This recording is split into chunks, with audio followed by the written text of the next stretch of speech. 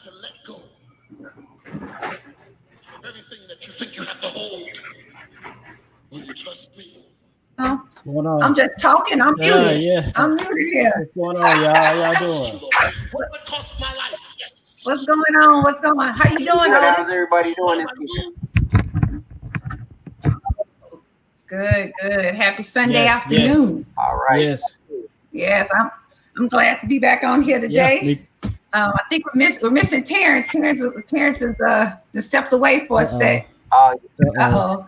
Yeah. But that's okay. That's okay. We'll bring him back in there. He'll be back in a moment. Yes. We're here today to kind of give an update. We got a lot going on, and Restore Eudora has some updates for us. We're gonna get into in a little bit, but I'm excited to be here. Yeah. We got the squad. We got Derek in the house. What's up, Derek? What's going on, Sean? What's going on? Good seeing you. Good seeing you as well. What's up, Terrence? Hey, happy to be on here. Excited about tonight's broadcast, and Wonderful. It's going to be nice. Yes. It's going to be nice. And we have a guest from Restore Eudora, one of the visionaries, I must say, Mr. Otis Jones. What's up, Otis Jones? How are you? All is well with me. Or it's visionary, I don't know. Blind, but I think we're in good shape. Just accept the compliment. Just accept it and go with it. Well, look, I'm glad to be here today. This is Sean Speaks, and I am here with the Juneteenth Blackout Squad. And as many of you know, we have teamed up with Restore Eudora in a community project. And we want to give an update, want to talk about it, provide an update, and get you excited about this project, excited about the vision that's coming to life, that's manifesting. So now, Terrence, let's kind of go back. About 5 months ago, I met you via social media. Yep. Remember that? I think it was longer than 5 months, but yeah. Was it longer than 5 months? I think it was longer than 5 months ago. No more than 7 months. Yes, exactly. No more than 7 months. We're in October now, and I know we met at least 3 months into the year, 4 months into the year. Because we started the group in February. Okay. And so we would have connected probably in March, if not late February. Okay. Mm-hmm. And I remember when we connected, we talked about, our ability to solve some of our problems in our own communities.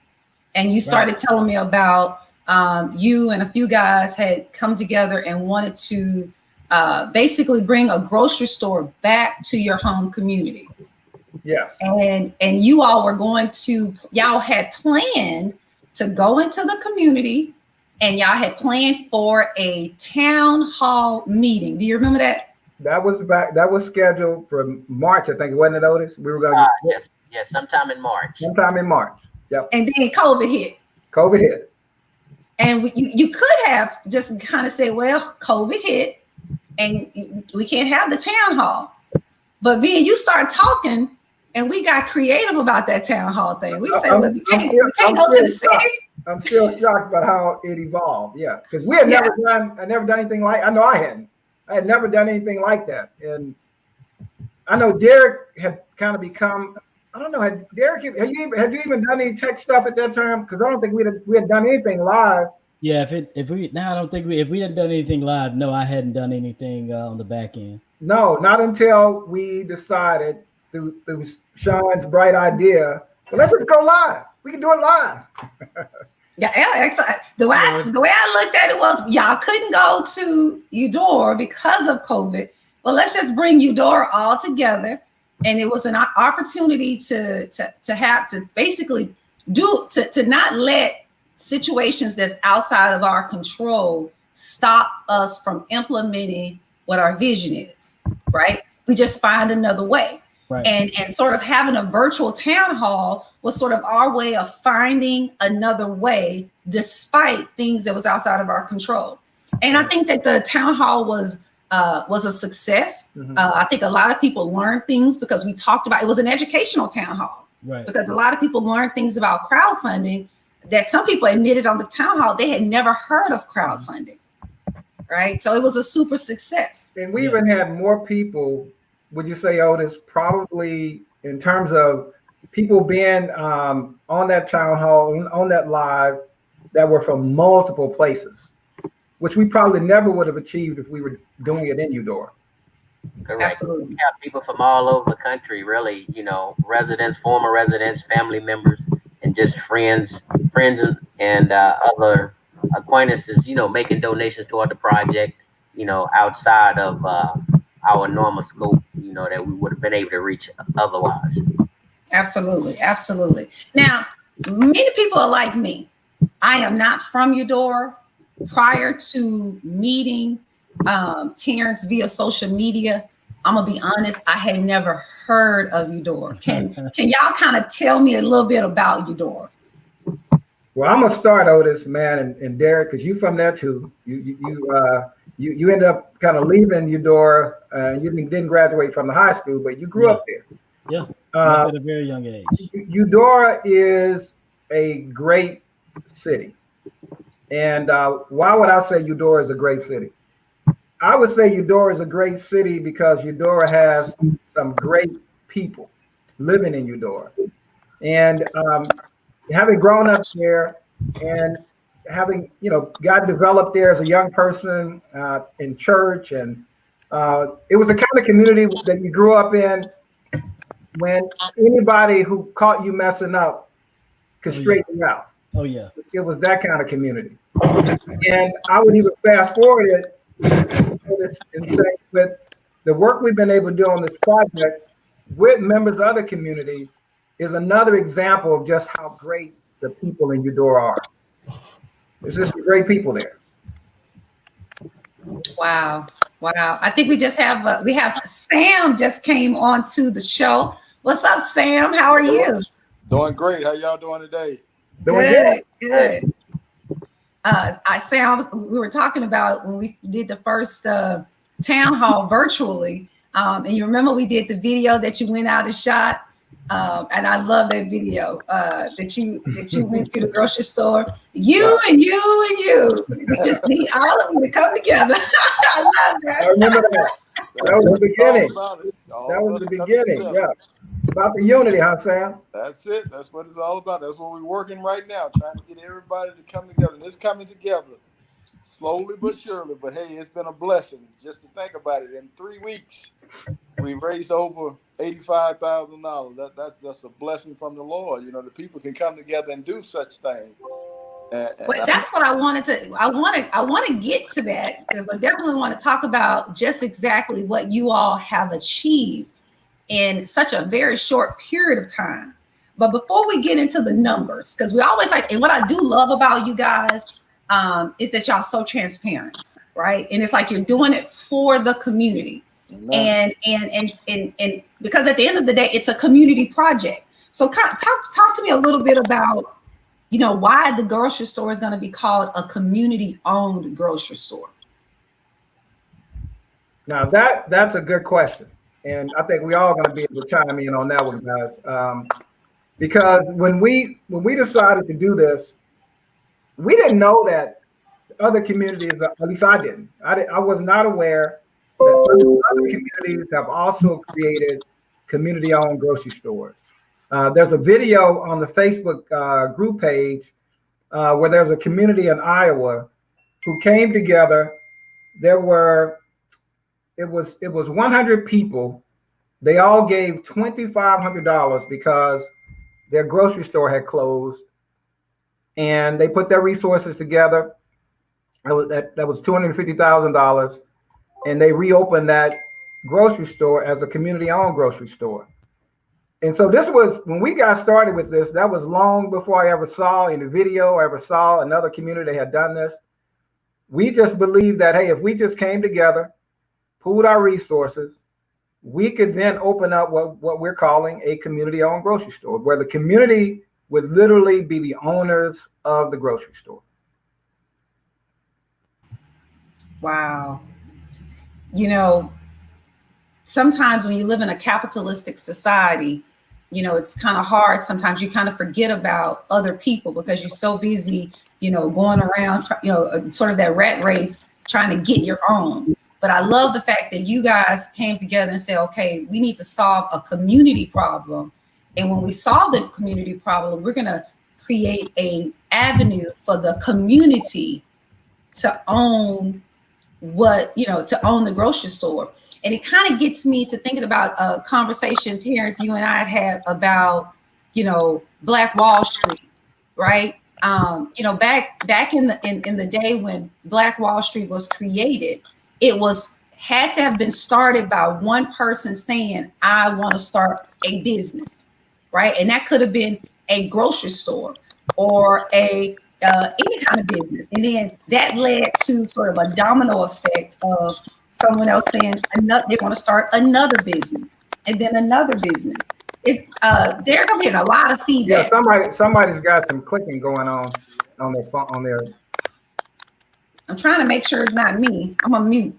I'm gonna mute myself too. Okay, what about now? Do you hear that? It might be me. Is that me? Okay. That sounds better. That sounds better. Okay. Yeah. It was almost like somebody was on a keyboard. So, but back then, Black Wall Street was created from one person following one vision that they had, and other people taking suit and doing what their vision was, and then it all sort of meshed together and created what we now look back and say was called Black Wall Street. They had grocery stores, they had the law business, they had the doctor office, they had whatever the community needed to function. They had pharmacy. They had more pharmacy. than one pharmacy, actually. Exactly. Right. I think one guy had, airplane. He had owned airplanes. Yeah. Right. Yeah. Whatever was needed in the community was created by one person following their idea and creating a business. And so I love the fact that in Eudora, in the small town of Eudora, that y'all have come together and decided to start a grocery store. Now, before we go any further, I just want to make sure nobody else have anything to say about that before I go to talk about the levels of what you can do to get involved in this project. And I think, Sam, I think that's your phone with the little crackling. I don't know what that is, but every time I take you off mute, I can hear it. But it just may be a system issue. Yeah, put it on. Okay. Now you mute it, yeah. You're on mute now. But the noise goes away.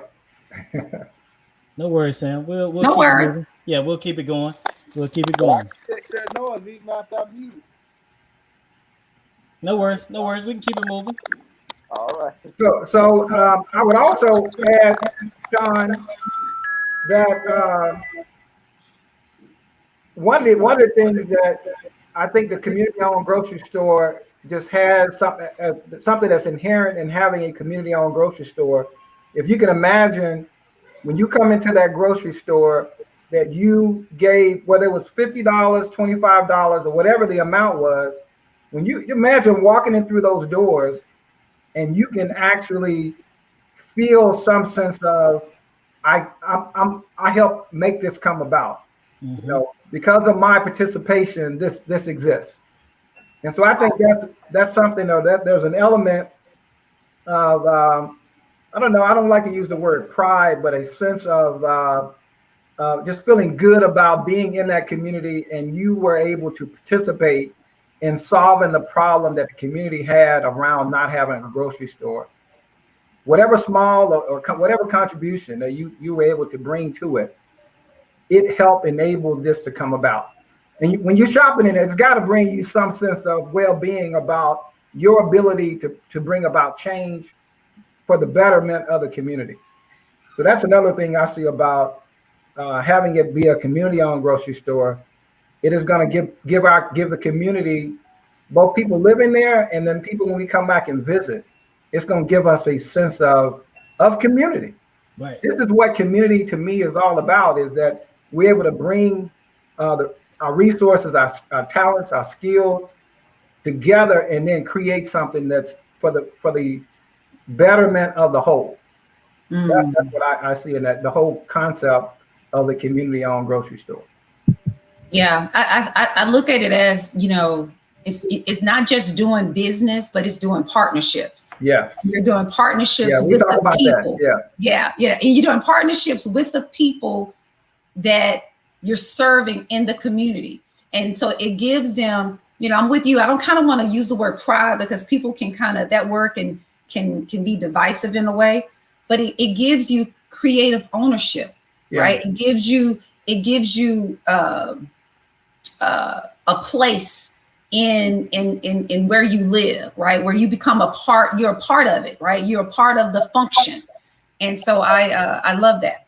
I think the word that probably is more appropriate that just came to my mind, a sense of self-worth. Yes. A sense of self-value. Yes. That I actually have the ability to change my circumstances. And that feels good. That's got to feel good.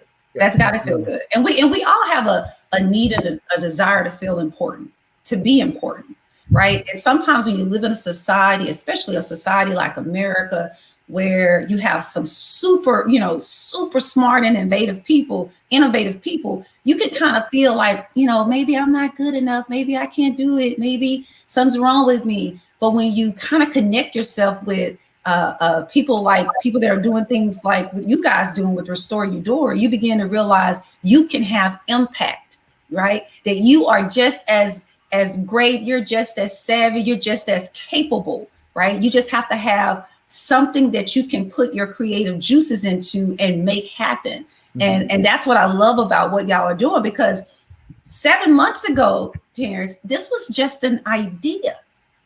You talk about taking something you take a white sheet of paper and you just write down a concept, an idea that we're gonna create a community-owned grocery store out of nothing but a sheet of paper. Three guys who grew up together, we played football together. We kept in touch. When we left, we went to college. Whatever we did after high school, we all kind of stayed connected. When we come back home to Eudora, we always, we see each other, we spend time together. And they just saw a problem and just believed that we had the ability to put our minds, our hearts, whatever resources we've been blessed to have, and we're going to make a difference. Just the three of us. We it's amazing. I was joking with Samuel and Otis the other day. I said, what we've done is kind of like, if you imagine a woman who decided to have a baby, and then she has that baby 9 months later, and she wondered, why in the world would I ever decide to have a baby? That once we got into this, we didn't realize the magnitude, the work, the dedication, the sacrifice. When we started, I know I didn't have any real sense of, y'all know what y'all about to go do? You're talking about you got to go raise another $98,000 plus, because not only do we have to have the money to finish buying the building, but once we buy it and we have ownership, you got to have money now to at least keep it in a state to where you can now raise more money to get it renovated, which is a whole nother second phase of this project. So there is no way that, I don't think either one of us, if we knew what we were truly signing up for, we'd have said, okay, yeah, let's do this. We may have done it, but I tell you, it'd have been a whole lot of more arm twisting to get all of us to do it, I believe. Yeah, I definitely agree with that. But you mentioned something about transparency, and towards my perspective is that we definitely want to be transparent, because we're doing this out of respect for all the other people that's involved, and we're working on their behalf and working on our behalf and their behalf, and we just want to give it the due respect that it deserves. So we want to be transparent in all that we do, and we're going to continue to try to do that. I think it's your headset. Oh, okay. Yeah. Technology. You just have to love it, right? It's always something. But we don't let that stop us. We just keep it moving. Terrence, it's something you said, when you first started out, you got to, if you think about all that you have to do to get the grocery store open, that's a huge endeavor. And if you would have just focused on all that you had to do or have to do to get the store open, you could have let that mountain stop you from starting. But what I try to tell people is what you have to do is take that mountain and then you got to chop it up in digestible bites. That's why every time we would talk about it, I said, nope, think about it in phases. Mm-hmm. Let's just get the first phase done, which is let's figure out how to purchase the property, right? Because I kind of think a lot of times the bigger you think the problem is, once you've started in digestible bites, the easier the solution comes, right? And so I like the fact that I want to make sure that's not me. Sam, can you mute? Yeah, I just want to make sure it's not me. Let's see. Okay, I'm gonna keep talking. Okay, so I think that is Sam's. I think it was So Sam. Sam, just unmute when you want to talk, so we won't have that crackling in the back. So, but I like the fact that y'all did not let the enormousness of this project stop you from starting. I'm glad that you know what, Sean? What kind of helped us with the phased approach too was COVID. Because the guy, Sam and Otis, y'all would, I'm sure would agree. I kept emphasizing we need to make sure we got the money to buy the store, renovate the store, give ourselves enough runway before we ever take this on. Now we got to make sure we got the money to buy the store. We got to be able to renovate the store. We got to be able to restock the store and have enough time, money in the bank to give us enough time for the store to be profitable. That was my mindset. Remember, Sam, Otis? And I did not want to take this on as a team. I didn't want us to do this if we were not going to be able to get all that done on this first round. If we can't do that, guys, we're going to get the people their money back. We're not going to open up a store, have a building just sitting there for months, and we get crucified for real. You know, people put their money in, and now this building just sitting here, nothing happening. But when COVID hit, it made me have to rethink things, because all the plans that we thought we were going to be able to implement, we had to pivot, we had to change, we had to come up with new ideas, we had to come up with more creative ways to do it. And in doing that, I was able to receive what you were saying. You got to do it in phases. You got to do it in phases. It's got to be it's digestible bites, and then as you do that, you begin to, create the path to the next phase, right? America wasn't built in a day. Texas wasn't built in a day. It was carved out little piece by piece, right? And it's like you said, Sean, something of this magnitude, when we really look at it, something of this size, it required that. It required us. You got to look at what's right before you. What's right before you. We were trying to bring contractors in and get bids and know how much it was going to cost to renovate. So we knew how much money we really had. We were trying to do all that up front. And we have started getting a little bit bogged down in, like you say, the enormity of it. Once we were able to look at it in phases, phase one is we got to buy it. We got to raise the money to be able to purchase the property. That's phase one. Let's do that. And then after we get it bought, the next phase we got to run right back into is we got to get it renovated. That's second phase. Right. Exactly. I think both you and Sam had those concerns initially. We didn't want to take on any funds, or if we didn't have enough funds to do the whole project in one fell swoop. I think both you and Sam was of the mindset that we should give the funds back at that point. Because we didn't want the community to say, well, they got the funds or they wasn't able to pull the project off, like we thought we'd initially be able to do. So we were like, if we can't get it all done at once, then, we'll just say we gave it a valiant effort and just go from there. But, as you said, as COVID hit and some other things, we had to rethink that. And I think we came to the right decision in moving forward in the phased approach that we're undertaking at this point. I agree. Totally agree. Absolutely. Yeah. Now, y'all have kind of created some different sort of levels. Well, first let's talk about some of the people who helped y'all initially get started in the project. Some people in the community that was there from the beginning, in addition to the initial creators, you three. but some of the people in the community that grabbed, that saw the vision with you and started from the beginning with you. Let's talk a little bit about that. Let's highlight some people if we can. How about that? Terrence? Who want to grab that one? Otis, I Sam? don't know, one of the guys get that one about I the angel investors and Yeah, anybody that initial angel investors, initial people who was like, okay, you know what? I'm with you. I'm not quite sure what you're gonna be able to do it, but I'm gonna start with you.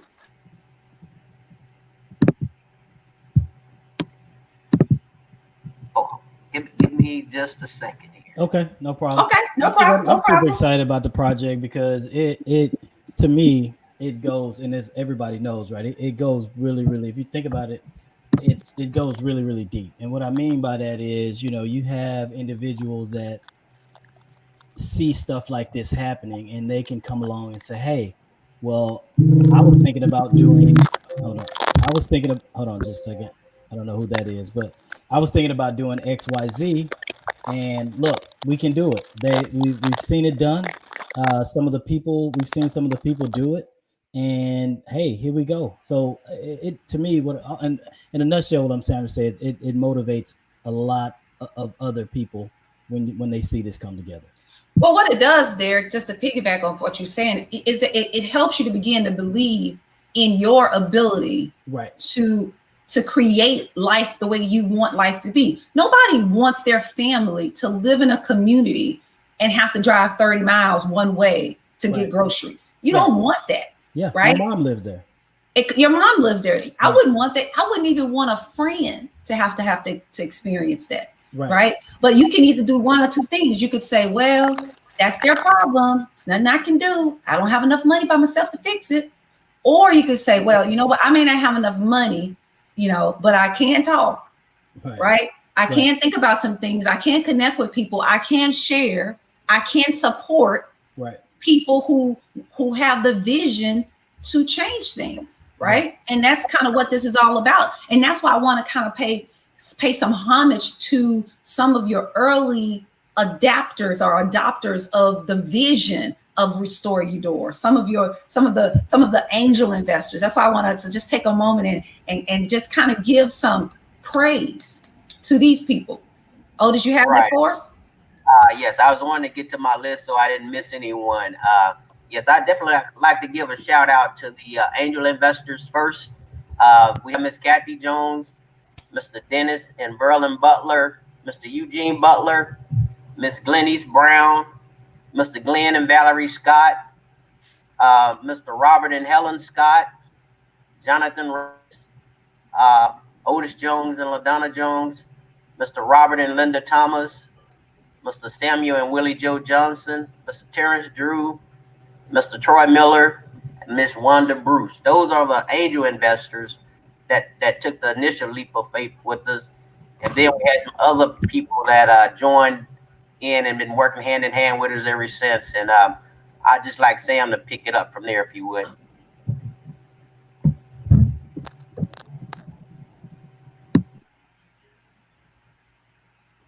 You got to unmute, Sam. Unmute, Sam. Unmute. I unmuted, buddy. There you go. We can hear you. There you go. We can hear you. We can hear you. Keep going. We can hear you. No, you just muted yourself. You just muted yourself, Sam. Sam, you muted yourself.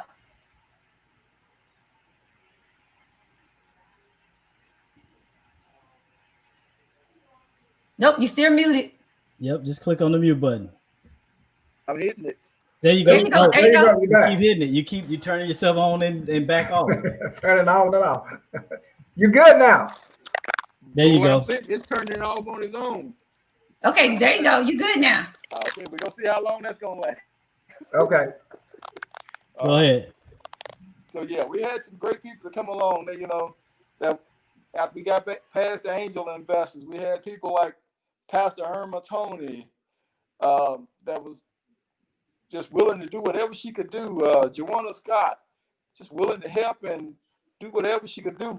Valerie Scott, which was one of the angel investors, willing to take on projects like putting classes together. I mean, we've just had numerous of people that decided that they wanted to come on and help us to do what we was doing. I mean, and not just them, but people that volunteered their time and their money. You know, they just say, hey, I want to help this project. I want to see this happen. This is something that I want to see. Just yesterday, I was talking to a gentleman I never spoke to a day in my life, and all of a sudden he just wanted to help this project. He was just excited about it. He grew up in Eudora. He left Eudora when he was in the 5th grade, but he comes back here for family reunion, and he wanted to see some positive things happen in his community. He was just excited about it. It's been all kind of people that just wanted to see this happen, and that's what I envisioned from the beginning. Is people coming together, working together to make things happen, and I see it happening. And I'm just elated. I'm just so proud and so happy of what I've seen out of the people of this community and this nation that actually came from Eudora and is willing to help Eudora to be a better place and wants to see Eudora a better place. Talked many times, people, you know, I had some conversation with some people and they were just bragging about what it was like 30, 40 years ago coming up in Eudora, when Eudora was one of the most popular small towns in Southeast Arkansas. Everything was happening. It was popping and happening. Eudora was the place to be. And everybody is looking forward for Eudora being that town again. Yeah, it really was. It really was. I remember when we used to have Terry. I remember we used to have the as a little. I left when I was 11, and I remember some of my fondest memories is when we used to have the. You couldn't miss this event. You couldn't miss it. We used to have the parades up and down Main, and everybody from the parades. A lot of people would walk. How many miles is that to the fairground? It seemed like 10 at the time, but it was probably just less than a mile. But it seemed like a long way. Yes. I would give it at least. I would give it at least 4 or 5 miles. That's about no. That's about no. But I just remember. Yeah, you didn't say what the event was, but go ahead and say what the event was. You're talking about the fair. The fair. That's right. Yeah. The county fair. County fair was a big deal. The county fair that used to be held in Eudora. Yes. And we used to get out of school on the day of. One day they would let everybody out of school. The day of the parade, and then we would always after parade, everybody would go up to the fairground, and that fair seemed like, Sean, it was bigger than the Texas fair to us. We had about 4 or 5 rides, but it was a big deal. Yeah, that was a fun time growing up there with the fair for sure. But we left off Sam. We left off Juanita Burton, who Juanita has also been very helpful. So hold on just a second. Sam, can you mute? Just can you mute? Yeah, we're getting a little feedback from you. Getting a little feedback. Ready, just come back. Just unmute yourself and come back in when you're ready. Yeah. All right, sorry about that, Terrence. I was just saying we left Juanita Burton off the list, and really it's Juanita Burton, Jonathan Patrick. We have had, and I know we're going to forget some people, but we've had a number of people who, and it's really kind of picking up even more now when you start, and we're going to talk about that in a minute, Sean, about the class competitions. So with the class competition, and we'll talk about it, as I said, just in a few minutes, we've expanded a group of people tremendously that are now basically putting their time and energy towards making this project successful. It's been an amazing group of people that's come together to do this. That's a healthy competition. I like it. Yeah, let's talk about that competition, because I know when we talked about this last one, y'all told me about it. I was like, man, that's a great idea to create competition within all of the classes of that have graduated from Eudora High School, and who can get together and donate the most money. You know, let's talk about that. What is this? It kind of makes me kind of wish I was, had graduated from Eudora, right? I would have to leave it. I have to shut it down. Let's talk about that though. How does this competition work? Well, I wish we had Valerie and Helen, both Valerie Scott and Helen Scott on here. They could really talk about it in a lot more detail. But what kind of evolved through this whole reaching out and getting different people to contribute is we start noticing that, people from various classes are the ones that are really a lot of them are really are getting excited about this. And so we had the idea of, well, what would happen if we kind of group the donations by the graduating classes, the classes that graduated. And then we begin to see a trend. We begin to see in the numbers, hey, we're getting to see a lot of these classes, if you group them, they're able to really bring more people if they were to reach out to their classmates. And so Sam and Otis and I, when we started this, we probably had a handful of our classmates that graduated the year we graduated that had contributed. So we decided we would put together a list of all, we have about 70 people on our list, I believe. I know that people out here who graduated with high school classes of 300, 500, that's nothing. But for us, we were able to go back, and we had a bigger group in that, but we identified about 70 people. Now you got to know, we've been out of school for almost 40 years. And so we had to go and find phone numbers, and we did the work in about a week. We built the list. We began to reach out to our classmates, and we were just blown away with the number of classmates who said, I want to help. I want to contribute. I want to do something to help my hometown community. And in a matter of about a week, we went from having raised about $4,000 or so as a class to where we had gotten up to where we were pledging $10,000 as a class. Wow. And I think, Otis, what are we off now in terms of being able to have, at least by the pledges, the amount of money that we said we were going to raise? Right. To meet our mark, we need an additional $950 to reach that $10,000 goal that we set for ourselves. Well, I have a question. I have a question, Terrence. Who's winning? Which class? Well, we don't want to talk about that because we don't want to discourage them other classes. We want everybody to have an opportunity because we got started first. So we're going to let everybody have an opportunity to catch up and get their classes involved. And then we'll come back in about a week or two and we'll see where everybody is. So it'd be kind of unfair right now, Sean. If we were to kind of put that out there, it might kind of dissuade some people. So we're not going to say what class right now is leading the race, but we'll just leave it there, right, Sam? We just kind of leave it right there. We'll give y'all about another week, and then we'll share with you which class kind of leading. That sounds like to me, the other classes of Eudora, that's a challenge, right? So he is challenging you right now to put your money where your mouth is and support this project and win the class competition, right? Just donate, support, and let your class be the winner of this competition. Because I'm kind of curious to see who's going to win this competition. But let's move. I want to talk about. So before you do it real quick, I want Sam to talk about the class of '65. The information we got on Friday from someone from the class of 1965, which kind of blew me away. Wow. When we talked to her. On the Eudora, and the young lady saw me with one of the shirts on that Mr. Drew was wearing tonight, and she wanted to know about what was going on. So I got to the house after the event, and she called me. Hey, Mr. Johnson, I hear that y'all got an event going on where y'all raising money for classes. I want to raise some money for my class. I want to get with the class members of 65 and let them know what's going on so we can get involved in this. And hey, she got her list, and I've already heard from 3 people in that class that they're ready to donate, and she's telling us that we're going to put this class list together. Then I turn around and I got a call from a lady that was in the class of 64. She was like, hey, we want to be a part of it. You know, we was talking about the 80s and the 90s. Hey, these people in the 60s, they want to be a part of this. They want to see their class be the winning class. And we just excited. I just know, you know, by the time this project is over with, we're going to have people from all, you know, I can't even imagine the number of classes that's going to participate and try to be the winning class in this thing. It's going to be an exciting project. Hey, Sam, it looked like we already got some trash talking here. We got one of the users, Facebook users, says that EHS class of 86, they ruling. That's what they talking. So everybody out there listening, it looked like class of 86 say they rule. And I don't know, Terrence, what you thinking?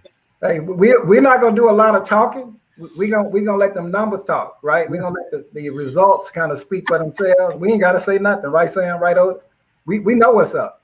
So are we in the near future gonna release those numbers on who class? We're gonna post it on Facebook. We're gonna have everybody ranked, each of the classes that join the competition will be ranked, and we'll Okay. post it on Facebook. Everybody get to see it. Okay. Oh, class of 84 say watch out. Just to let 86 know, y'all. Class of 84 putting y'all on notice. Now, so far, the only class we kind of are a little bit looking in our rearview mirror on is class of 91, because when I talked to their class president, class of 1991, this is what that gentleman told me. He said, "Look, I will personally put 5,000 in, and all my class got to do, since y'all say y'all gonna raise 10, all my class got to do is come up with the other 5."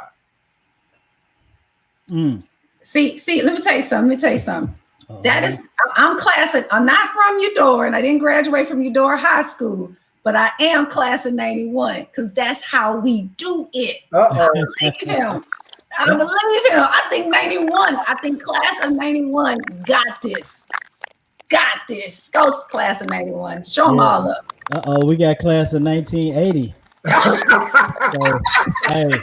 hey, 1980 say they're in the building. So hey, my brothers, my oldest brother is from the class of 1980. I told him, I say, look, if y'all not looking at something on the other side of $7,000, y'all might need to just kind of stay chill. It down. Yeah. Y'all can't come up with an amount that exceeds around $7,000. That was before we knew we could get up to 10.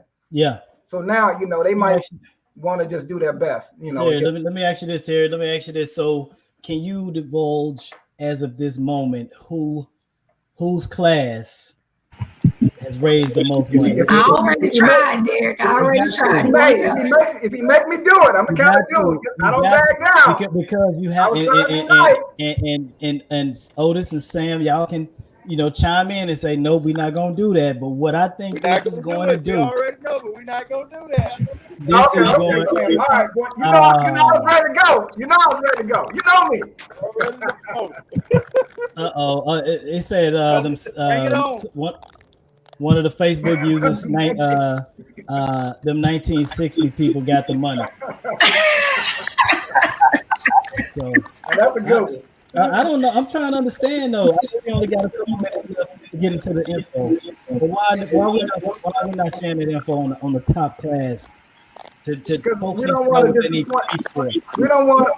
to dissuade people from getting into the competition yet. We want to make sure everybody feel like they got a chance. Look. This is what they say. Somebody say the committee says no. And what I love about the people of the Restore Eudora squad that's doing this is that they work together, they stick together, and they stick it to their vision. So we ain't gonna pressure them there. We're gonna just have another show and reveal who the winner of the competition is. But let me drop this though, right? Hold on. Hey Sam, I'm gonna put you on mute real quick, and whenever you're ready to talk, get off. Okay. I just put you on, Sam. There you go. Because maybe the classes of Eudora may raise money, but I want to talk to the people who may not have any connection to Eudora, but who have a vision to help this community, because you have the capability of helping this community, either through your donation, through your sharing of the project to others who might be able to help. Let's help this community bring this grocery store back to the community. And so let's raise. I want some kind of competition. We have to talk off camera about how we can bring this competition to non-Eudora residents who want to support. Because I have a funny feeling, I think someone posted earlier, this project can be recreated in other communities that Absolutely. need grocery stores. Yes. Right. And so wouldn't it, I sent you something, Terrence, and a couple of days ago, and I told you it was called my vivid vision for the Juneteenth Blackout Group, right? Where I imagined a group of people who solve their own problems, a group of people who don't take no for an answer when they need to do something new in their lives, right? A group of people who cross support each other, a group of people who, if you say you need something and they got it, it's yours, right? Because I think that we're that kind of group of people. We're the kind of group of people who that's how you build community, because we can change the culture, right? The culture isn't that we have to be crabs in the barrel. So I don't even say that no more. I don't say that no more. I watch my words. That's not who I am. I'm not a crab in a barrel. I'm someone that's going to help when you say you need. And you don't even have to say you need. You just show me what you got going on, and I want to provide support. Look, Sean, you gave at the goal level, and you never set foot in Eudora. Never. You've never driven through Eudora. We met a few months ago. You don't know me personally before this project. And you thought enough of that community to say, I want to help. And that to me is what it's about. That's what you're talking about. That's what it's about.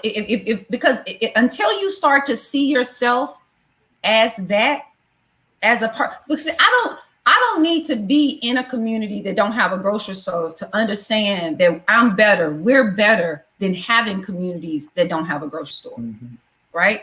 And that's what that's the mindset we're trying to change, right? If we're saying we can solve our own problems, then that means that we can solve not only problems that personally or directly affect us, but those that personally or directly affect other people that we care about or who we know care about other people in other areas, right? We have to be willing to start to show up as people who cross support and help each other.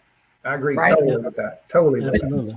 Absolutely. You know, because when you start to do that, you build newer, better, greater, stronger communities. Right. Someone, hey Sean, one of the Facebook people that's watching said, "Say it." Yeah. Say it. So I know we've been on for about 52 minutes almost. I know we got some good news to share with the people. Are we at that point yet, or we're almost? I want to cover one more thing. I want to talk about before we go up to the upcoming event. I do want to talk about the different levels of giving, because I do want everybody that's on here that's listening. If you haven't given, I want you to give. If you have already given and you got a little bit extra to give. But if not, don't worry. We got phase 2 coming, so you'll have another opportunity. But I want to talk about the different levels, right? If y'all can kind of break down the different levels that people can give, so that people who want to give or who want to share with others about giving, they'll know kind of what they're getting, you know, what comes with giving.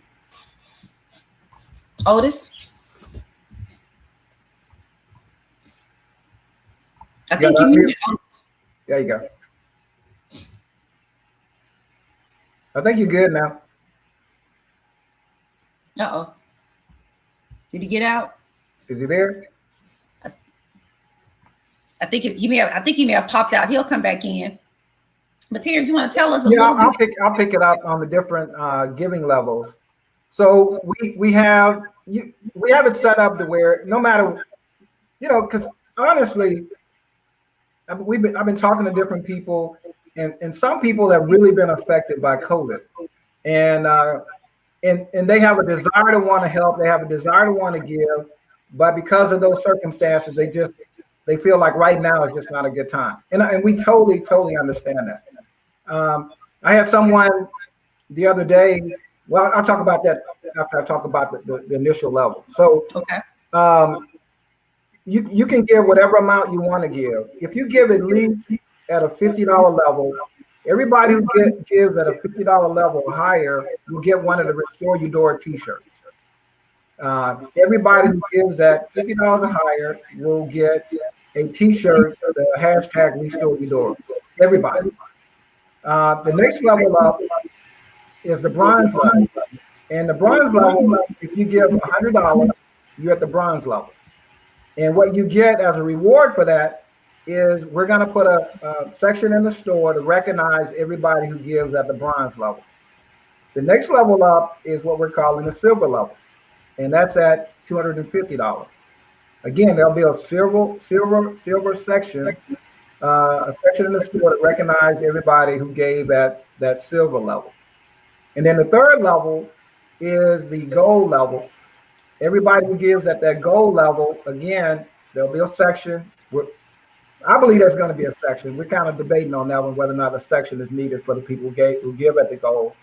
But the thing about people who give at the gold level, which is $500, those individuals and institutions, because we're actually having some churches that want to invest in the grocery store.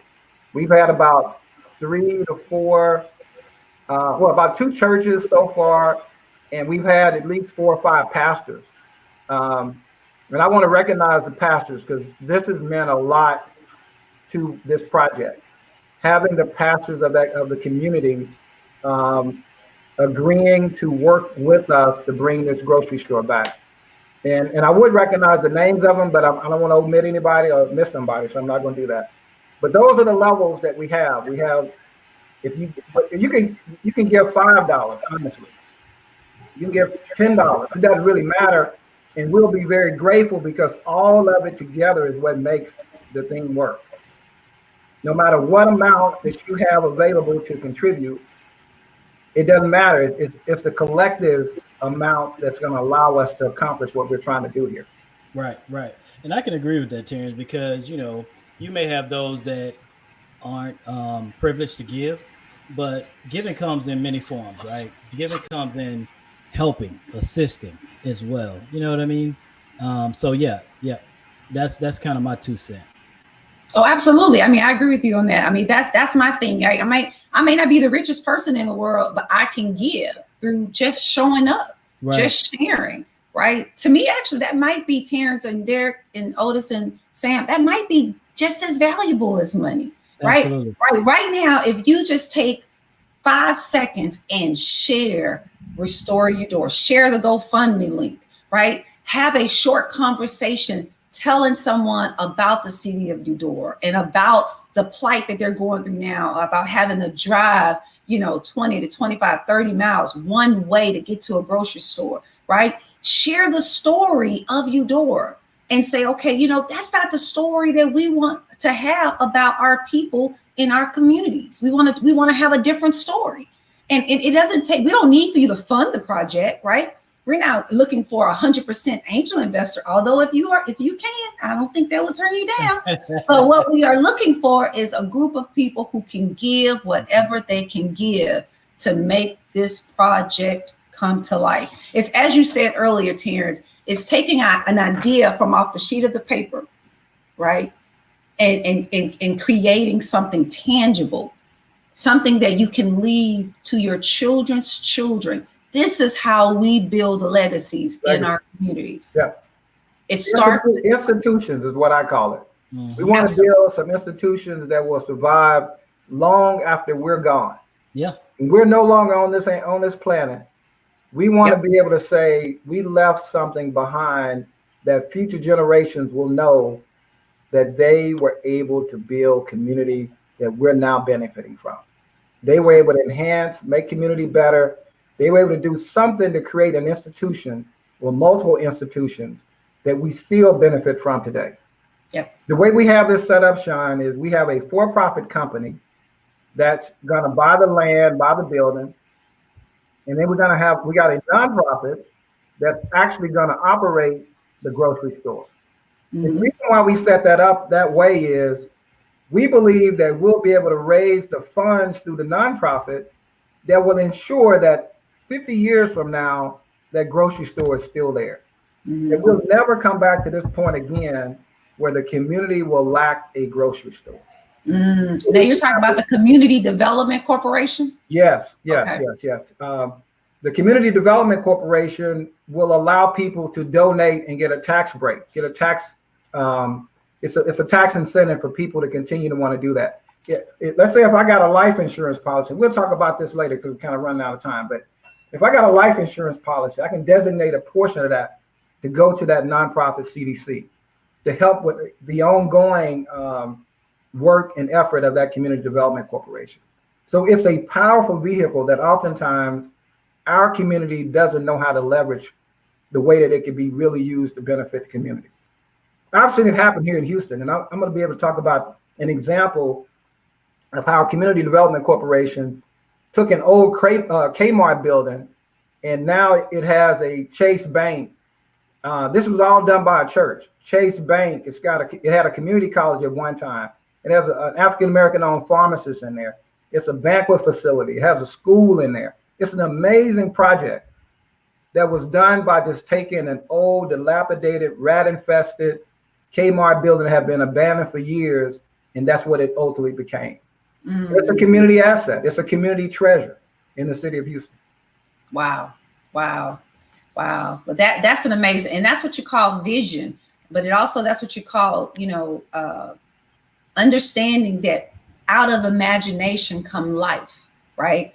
You have to have a vision about something, and you have to believe in that vision. You have to sort of throw that pebble out, right? You have to put that one foot forward and take that one step to make happen what you see only in your imagination, right?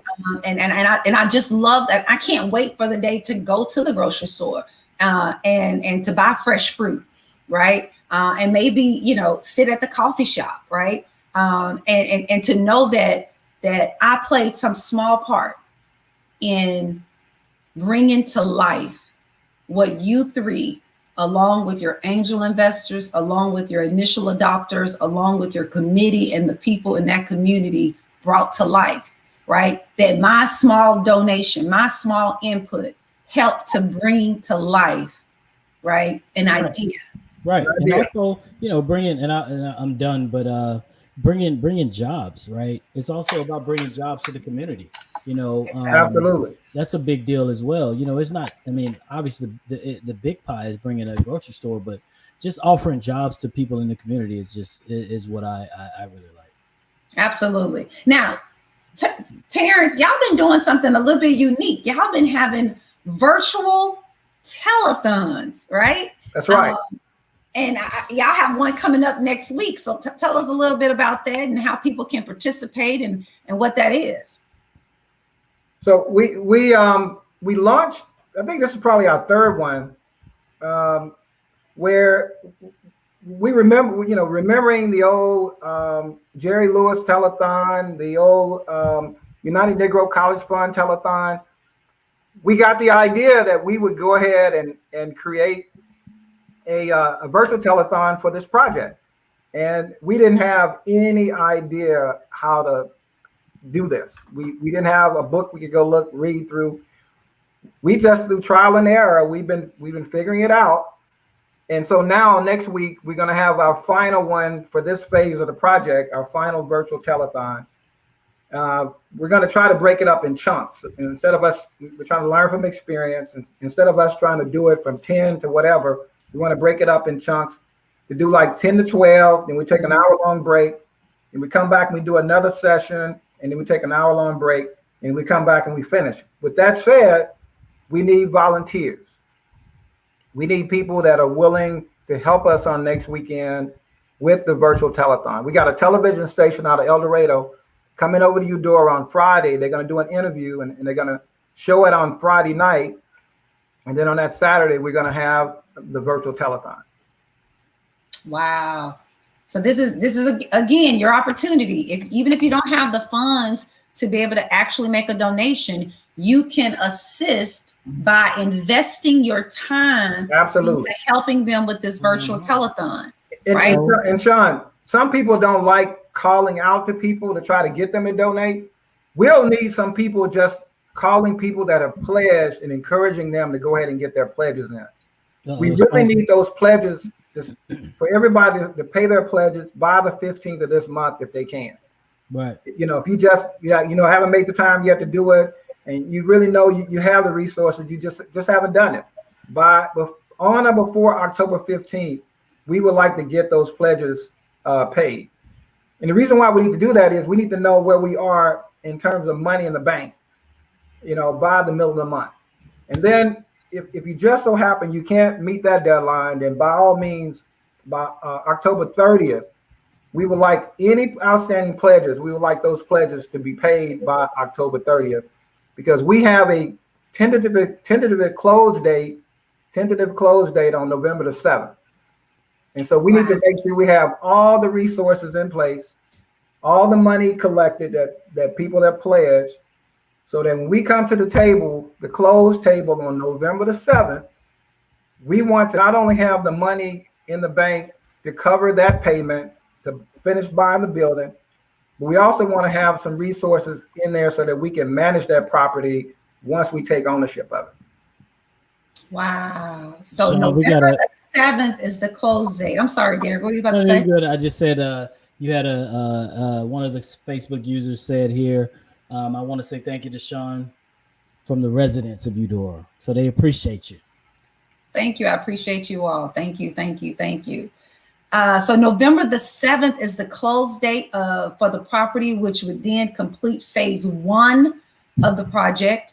And so if you're gonna donate in this first phase, please do so now. Go over to the GoFundMe page, connect on the Restore Eudora Facebook group, get your donations in, share this great project with others, because this is our opportunity for us to be the people that we want to be.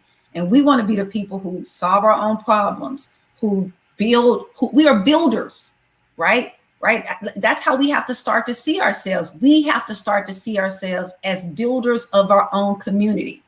Right. And so I'm so thankful to be just to be a part of it. The little bit I'm a part of it. I'm glad to know Terrence. I'm glad to know Otis. I'm glad to know Sam.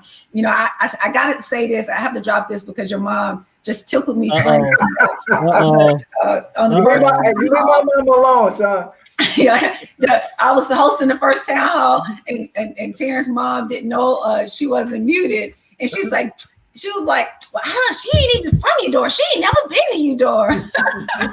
but I was like, Mom, I'm a part of it though. I'm a part of the community, because I'm just a part of anybody that's trying to build something and grow something and be more than what we are right now. I'm all for it. So I think that about wraps it up. Do we have any last words from everybody? Want to start doing a little round table? Last words. Let's do a round table and get the crew there. Sam, closing remarks. Closing remarks. I'm trying to unmute. You good? Good. Everyone that have participated and everyone that desired to participate, we just want you to go out and do what you can do to help us out to make this come to life. You know, we just thank you. Thank you, Sam. Right, and I just like to echo what Sam is saying. Just want to thank everyone for their participation, everyone that's giving, everyone that's gonna give, and just encourage people to speak the project up and invite others to get on board. And just a big thank you to everyone. Thank you, Otis.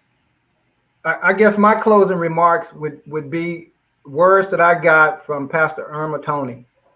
I think Pastor Tony may have been one of my 5th grade teachers, if I'm not mistaken. And what she said was she had always envisioned that the students that she taught, the students that came through the public educational system of Eudora, that they would one day come back and invest in the community. She told me that.